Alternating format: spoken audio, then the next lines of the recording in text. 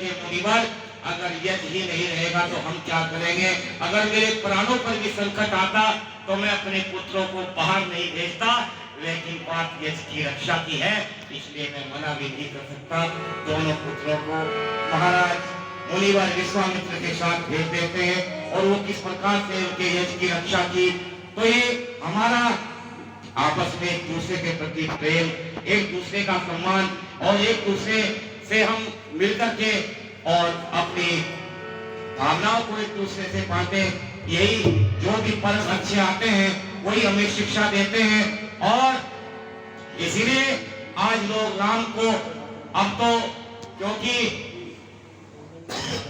राम के लिए जो घर घर में आज एक चर्चा है, क्योंकि अब तो राम मंदिर का निर्माण हो रहा है, कार्य चालू हो गया है, तो बड़े वर्षों के बाद कम से कम हमारे एक मनोकामना पूर्ण हुई है। इसलिए कहते हैं कि हम अपने विचारों को और आपस में मिलकर के रहें, यही हमारा एक संकल्प होना चाहिए। और जो कि ऋषि दयानंद ने भी आकर के हमें यही बताया कि दुनिया के लोगों, हम एक दूसरे से सम्मान करें, और वो तब होगा जब हम वेद के रास्ते पर अपने राम और कृष्ण के बताए मार्ग पर चल करके अपने जीवन को पवित्र बनाएंगे, तब हमारा जीवन पवित्र बनेगा। बंधुओं, जिन्होंने इतने सारे कष्ट सहे और इतनी सारी मुसीबतें सही, वो किसके लिए? आपके और हमारे लिए। और आज कहते हैं कि वेद की कथा जहां पर लोग दो चार वहां पर हैं, उनमें भी कुछ ऐसे जो सो जाते हैं आकर। जहां धार्मिक कथा, वेद की कथा, वेद की बात होती है, वहां लोग अगर यहीं पर कोई टेंट लगा करके डीजे और कुछ नहीं, खाली डीजे बजा दिया होता तो कम से कम 500-400 लोग तो वैसे ही इकट्ठा हो जाते हैं अपने आप में। लेकिन ये यज्ञ है और कितना प्रयास किया है, और कहते हैं कि लेकिन हमें निराश होने की आवश्यकता नहीं, हम लगे रहें, क्योंकि हम ऋषि दयानंद के सिपाही हैं। और इसीलिए क्योंकि उन्होंने इतने सारे कष्ट सहे, हमारा कर्तव्य है कि उनके हम सपनों को साकार करें और जितना हो सके आगे बढ़े, क्योंकि ऋषि दयानंद ने अपने जीवन में कभी पीछे मुड़ करके नहीं देखा, अच्छाई के मार्ग पर आगे बढ़ते रहे, चाहे उसमें संकट कितने ही आए हो, लोगों ने कितने ही उनको कष्ट दिए हो। और कवि ने यूं लिखा, क्योंकि समय का अभाव है, कहते हैं कि मैं भी कम वक्त हूँ और आप भी कम वक्त हैं। कम वक्त कह रहा हूँ, कभी कुछ गलत समझ जाए आप लोग, तो आइए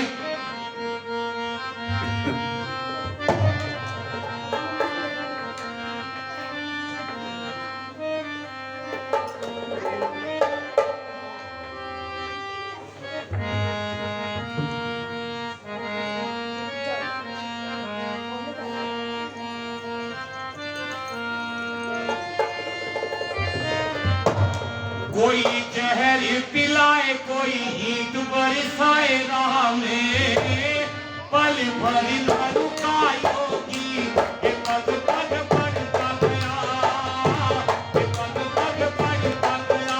कोई जहर पिलाए, कोई ईंट बरसाए राह में, पल भर न रुकाई होगी, ये पग पग बढ़ता गया, ये पग पग बढ़ता गया। ऋषि अलबेला सारे जहां में अकेला, ऋषि अलबेला सारे जहां में अकेला, जो भी रोटियों से करता गया, ये पग पग बढ़ता गया, ये पग पग बढ़ता गया। कोई जहर पिलाए, कोई ईंट बरसाए राह में, पल भर न रुकाई होगी, ये पग पग।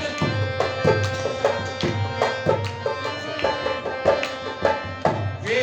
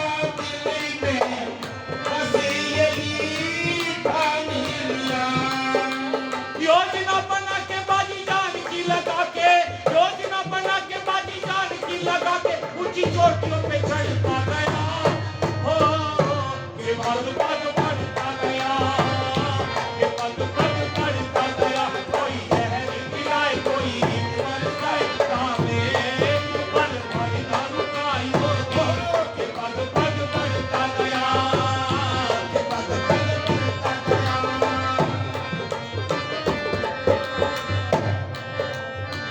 देख के भारत की हालत को बिलख बिलख कर रोता रहा, देख के भारत की हालत को बिलख बिलख कर रोता रहा। पाखंड गोरी आदमियों से बहुत दुखी वो होता रहा, पाखंड गोरी आदमियों से बहुत दुखी वो होता रहा। आंधी बन आया जिस पेड़ को हिलाया, आंधी बन आया जिस पेड़ को हिलाया, वो जड़ से उखड़ता गया, ये पग पग बढ़ता गया, ये पग पग बढ़ता गया। कोई जहर पिलाए, कोई बरसाए कामे, पल भर न रुकाई होगी, ये पग पग बढ़ता गया, ये पग पग बढ़ता गया।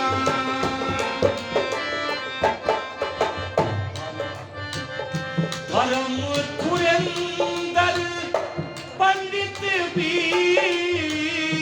कल पल के संग आते गए, धर्म धुरंधर पंडित भी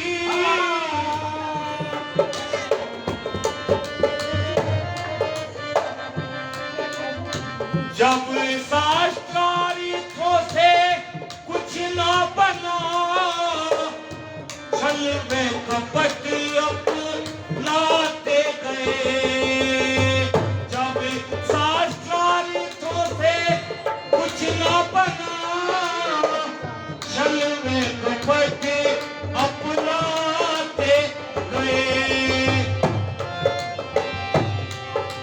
छुपते छुपाते जो भी मारने को आते, छुपते छुपाते जो भी मारने को आते, उन सबको रगड़ता गया, ये पग पग बढ़ता गया, ये पग पग बढ़ता गया। कोई जहर पिलाए, कोई बरसाए कामे, पल भर न रुकाई होगी, ये पग पग बढ़ता गया, ये पग पग बढ़ता गया, ये पग पग बढ़ता गया।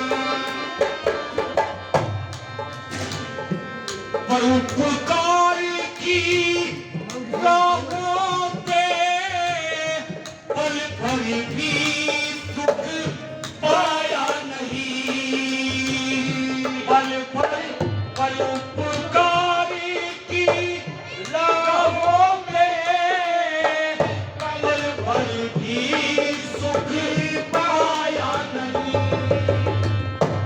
लाखों संकट बने मगर अधिक कभी घबराया नहीं, घबराया नहीं। ऐसा उत्साही मेरी कौम का सिपाही, ऐसा उत्साही मेरी कौम का सिपाही, हर मोर्चे पे अड़ता गया, ये पग पग बढ़ता गया, ये पग पग बढ़ता गया। कोई जहर पिलाए, कोई बरसाए कामे, पल भर न रुकाई होगी, ये पग पग बढ़ता गया, ये पग पग बढ़ता गया। ऋषियल मेरा सारे गाँव में अकेला, ऋषियल मेरा सारे गाँव में अकेला, जो रोटियों से लड़ता गया, ये पग पग बढ़ता गया, ये पग पग बढ़ता गया, ये पग पग बढ़ता गया, ये पग पग बढ़ता